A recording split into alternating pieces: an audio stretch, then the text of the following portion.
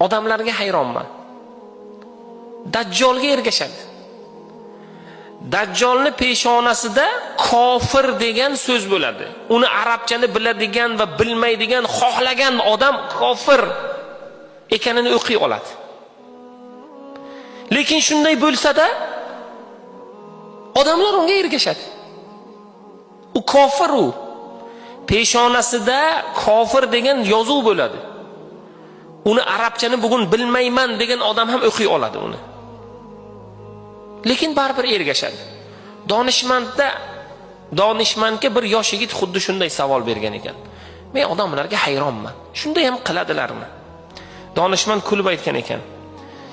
Sigaretni ham ustida sog'liqqa zarar, bu rakka olib keladi, chekishni to'xtatinglar degan juda ko'p gaplar yozilgan. Lekin odamlar undan to'xtashmayapti-ku mana. Sen uchun hayron qolmagin degan ekan.